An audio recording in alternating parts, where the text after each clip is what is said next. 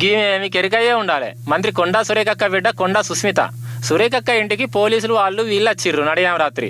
సురేఖక్క ఓయిటీని పట్టుకోబోదాం అనుకున్నారు కావచ్చు పోలీసులు. సుస్మితక్క అడ్డం పడ్డది. ఏమంటుందో ఇనుర్రి.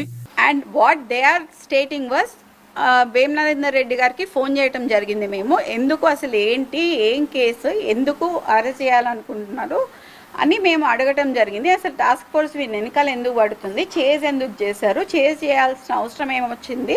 ఒక బీసీ లీడర్ ఇంటికి ఒక బీసీ లేడీ ఇంటికి రాత్రి 9 గంటలకు ఒక టాస్క్ ఫోర్స్ సిఐ వచ్చిందంటే ముఖ్యమంత్రి సిగ్గుపడాలి, బీసీ లీడర్లను దొక్కాలి. ఏం లేదండి, ఇదంతా కడియం శ్రీహరి, పొంగులేటి, వేం నరేందర్ రెడ్డి, రేవంత్ రెడ్డి కట్టకట్టుకొని చేస్తున్న దుష్ప్రచారము దుశ్చర్య. ఇట్లాంటి ఒక మహిళ మీద చేస్తున్నందుకు ఆగానట. కొండా కుటుంబం మీద సీఎం రేవంత్ రెడ్డి సారును, పొంగులేటి శ్రీనివాసరెడ్డి సారు, వేం నరేందర్ రెడ్డి సారు ఇట్లా కుట్ర చేస్తానటం వల్ల అసలు లొల్లేందంటే కాంట్రాక్టుల కాడలో లొల్లైంది. మేడారం పనుల టెండర్ల మీద ఈ పొంగులేటి సారుకు కొండా సురేఖకు నడుమ పంచాయతీ నడుస్తుంది. కాంట్రాక్టు నేను తీసుకుంటా అంటే నేను తీసుకుంటా అని ఏమో లడాయట. మంత్రులకే పడతలేదు.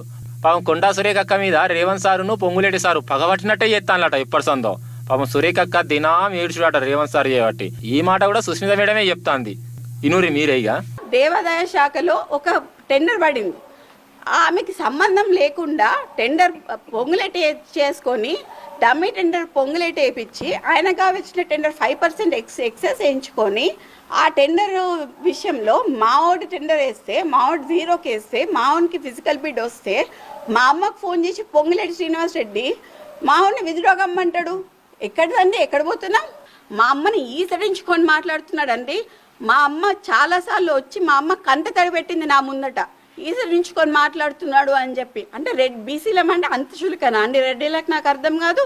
అంటే మున్నూరు కాపోల మున్ను పద్మశాలి అంటే మేము అంత చులకన్నా వాళ్ళకి? అంటే వాళ్ళు పొంగులేటి ఇట్లా అనగానే ఫైళ్ళు మూవ్ అయిపోతాయి. మా ఏమో 10 నెలలు 11 నెలలు ఉంటాయి.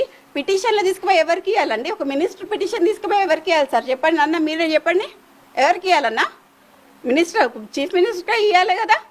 చీఫ్ మినిస్టర్కి ఇస్తే ఇష్టం ఉన్నట్టు మాట్లాడితే కంటిదాడి పెట్టుకున్న రోజులు ఉన్నాయండి. మా ఇంటికి వచ్చి మా అమ్మ అడగలేను, నేను ఇట్లాంటివి అడగలేనని పిటిషన్లు తీసుకుపోదు.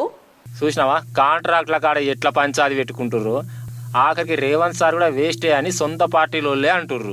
ఇంకో మాట, మంత్రుల మీటింగ్, అదే క్యాబినెట్ మీటింగ్ నడితే ఆ మీటింగ్కు సురేఖక్క కూడా పోలే డుమ్మ కొట్టింది. ఇక ఇంకేంది, ఆమెను మంత్రి పదవులకి తీసేసుడే కావాలి అని అనుకుంటున్నారట లీడర్లందరూ కూడి. ఇక చెయ్యిపాటి ఇన్ఛార్జి మీనాక్షి నటరాజన్ మేడం ఈ సురేఖక్కను పిలిపించి నీ బాధ ఏంది, లొల్లేంది అని అడిగి రేవంత్ సార్కు సారీ చెప్పు అన్నదట వల్ల.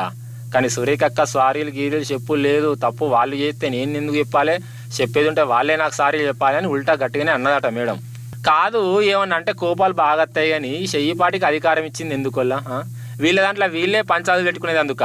అరే పనులు చెయ్యుర్రి స్వామి అని అంటే కాంట్రాక్టులు మాకంటే మాకే కావాలి అని లడాయిలేందో గీదా ప్రజాపాలన అంటే? పాలన చేసే తరిగా గిట్లుంటుందా అని గిట్లా గరం అవుతుర్రు జనాలు.